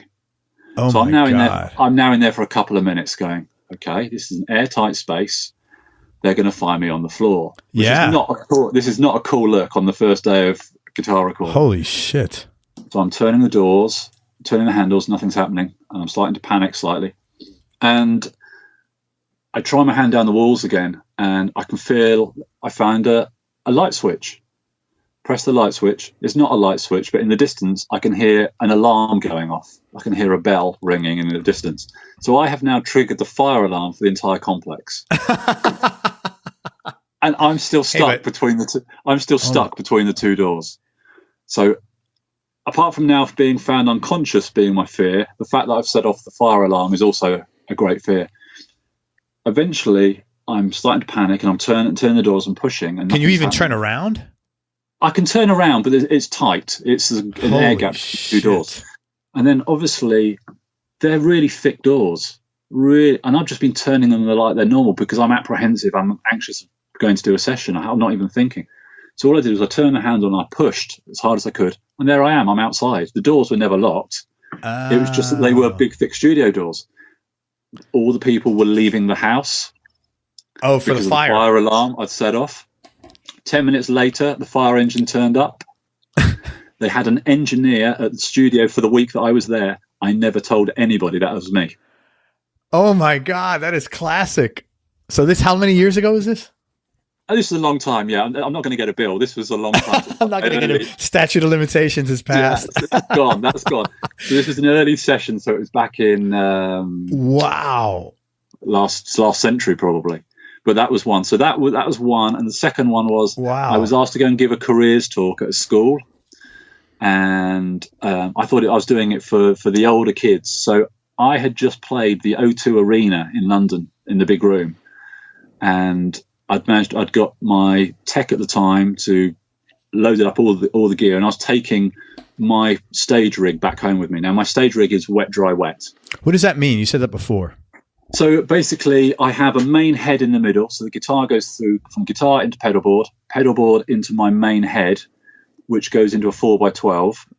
In between the head and the cab, I've got a John Suhr box, which takes the signal down to line level from the speaker, from the back of the amp. That then goes into stereo effects, reverb or delay, into a stereo power amp. And so the two outside cabs have got my time-based thing. So they've got my reverb and they've got my delay. And it means I can get that Gilmour-esque size. Okay. You know, and in a big arena. It gives you that thing, and I use it all the time. It basically it just widens your signal. You can use less gain, and if you've got a tone that you really love, it just gets bigger. And I love doing it. And you can make it wetter if you want. So there's a couple of tracks that we do, which if the band's following me, I'm playing a dotted eighth note part, and it'll sound like The Edge or something. It will sound that type of thing. Or I can back off the delay slightly, and I can do Gilmour with it. But then I can turn those outside cabs off if I want something really tight. And we're doing a rock thing where there's a Baroque part in one of Bonnie's songs that I can get that really tight. Anyway, so I turned up at this school, into the main school hall. I was doing it as a favour for somebody, and I had 3 cabinets. I had a 4x12 in the middle, 2 outside cabs. I had my main divided by 13 FTR head. I had my big pedal board, switching system, the whole lot. The whole thing was on there. I had a power amp behind the cabs. So basically, it's the same rig I'd used at the O2 a few nights before, or the night before. What are you driving to carrying all this stuff? Like a truck? I had an estate car at the time. What is that? Just basically estate car. An estate car, smaller than a 4x4, bigger than a saloon. It's got a big boot. Okay. A boot is a trunk. So it's got like a big full trunk that goes to the height of the roof. Okay, I don't know gotcha. what you'd call it. So, and I've taken all this gear and I've set it up, and I have got a guitar sound in that hall. It is massive. You know, it sounds beautiful. And I had some backing tracks to play to, and I was going to talk about basically how guitar sounds come together and what I'm doing with things. I was going to play against some of the backing tracks and just, you know, do a little bit of Hendrix, do a bit of Clapton. And the kids walked in, and they weren't the older kids. They were 5. They were reception. They were the first class. So there was like 30 or 40 of them sat in front of me, and I'm thinking, wow, this is not going to be. So I end up doing this is a guitar, and so I can put my hands on here and I can make a sound, and these are the strings, and it became a completely different thing. And I thought I'd got through it okay. You know, I hadn't used my big, huge sounding rig, but I thought I'd got through it okay. And at the end of it, I said, look, does anybody want to ask a question or want me to play anything? And the teacher, we looked around and nobody put their hand up. And the teacher said, look, anybody want to ask a question? And one of the kids just put his hand up, and I was like, here we go. And he went, are you Father Christmas? And I was just like, okay. Yeah, this hasn't gone well. My career in teaching 5-year-olds guitar, I was like, are you Father Christmas? Are you Father, you know, a beard at the time. I don't know what I was wearing, but yeah, so that was just one of those moments where you go, yeah, I'm just not cool in any way. Are you Father Christmas? Yeah, so they're my 2.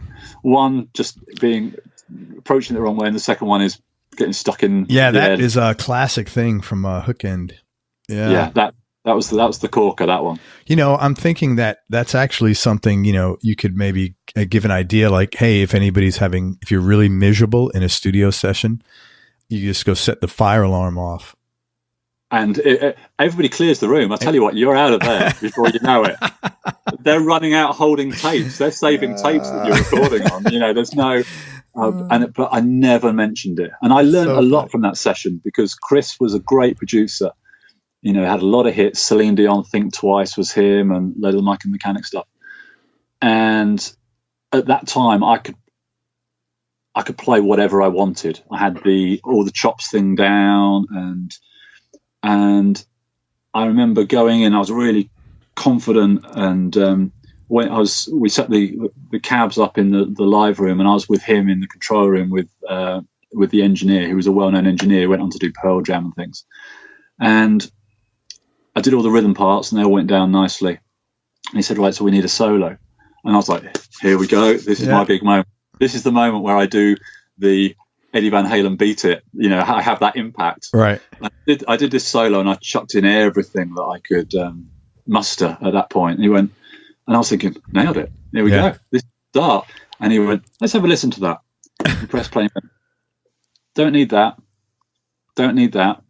Don't like that. Don't need that. Like those two notes. I was like, okay. And I was still young. I wasn't thinking about the song. I was just thinking about guitar solo. Yeah. And so he was great for that, actually introducing me to how you should be as a session player. So you get to serve the song and not the instrument. Absolutely. Yeah. And the sound of it. And even now, you know, I will do, if I'm doing a branding job, because as I said, it's written on the guitar, but the sound of that can be, the Hannibal job, the end of it is a coffee frother on the guitar strings. I remember you were doing that when you told me when we first spoke. You did that. Yeah, it needed an intensity. So, and I'm open to that. You know, it's whatever the song needs. That's all I'm really interested in these days. My playing has changed so much because of that. That's cool, man. Well, I have this nifty fart machine. I'll have to bring it over to the UK when I. Perfect. We'll get it on track. Get it on. It could be it. It could be on the future. BBC. Holy shit! That's my fart. My fart track on BBC. Let's go for it. It's not going to be a problem. Man, last question, and I cannot thank you enough, man. You're a lovely guy, and this has been a lot of fun, and I appreciate everything. Biggest change in your personality over the last 10 years, Matt, and how much of this has been a deliberate change and how much is a natural part of aging? The deliberate change has been to try and be less anxious and worry less, because I said I held myself back, so be more confident.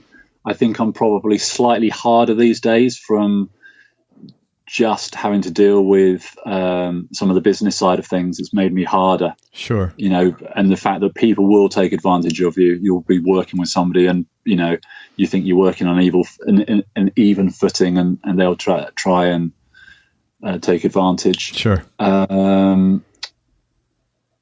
I think the basics will probably stay the same, but I'd like to think I've got more confident, and my anxiety has increased, weirdly.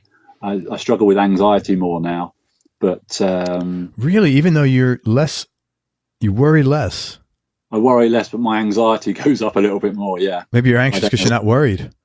Oh, something's going on here. I'm not worried. There's a concerns me in there somewhere. Yeah, and actually, that's probably the thing. So the anxiety is not always fun to deal with, but that's just pressure I put on myself. Yeah, that's because the pressure I put on myself to do something.